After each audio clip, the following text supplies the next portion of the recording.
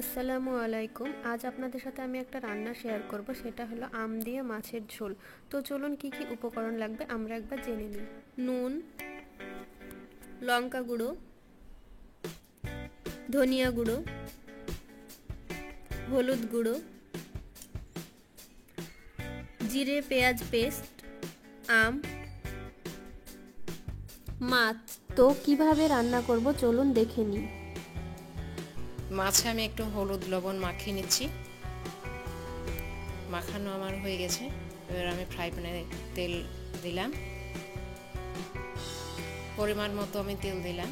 তেলটা আমার গরম এসেছে, এবার আমি মাছটা ছেড়ে দিচ্ছি। মাছগুলো আমার দেওয়া হয়ে গেছে। আমি এক পিঠ ভাজা হয়ে গেছে, আর পিঠ উল্টে দিচ্ছি। মাছটা আমার ভাজা হয়ে এসেছে, আমি মাছটাকে তুলে নেব। মাছটা আমার তোলা হয়ে গেছে। আমি আর একটা কড়াই আমি তেল দিলাম পরিমাণ মতো। আমি পেঁয়াজ বাটা দিয়ে দিলাম, 2 চামচ পেঁয়াজ বাটা দিলাম। পেঁয়াজ বাটাটা আমি একটু নেড়ে নিব। আবারও আমি মশলাগুলো দিচ্ছি।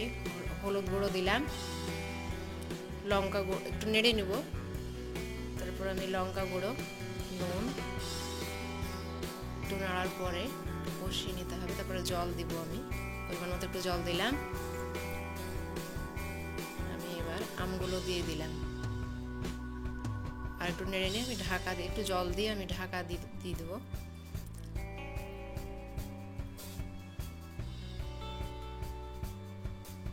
আমি এবার ঢাকা দিয়ে দিলাম। আমটা আমার একটু সেদ্ধ হবে, তারপরে আমি মাছটা দিব। আমটা সেদ্ধ হয়েছে কিনা আমি দেখে নিচ্ছি। আমটা আমার আর একটু সেদ্ধ হবে।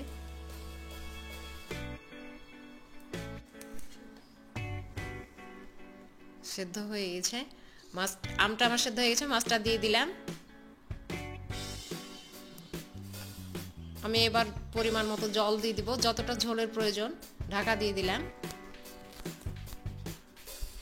মাছটা আমার ফুটছে, রান্নাটা আমার হয়ে গেছে। আমি এবার এটাকে ঢেলে নিব।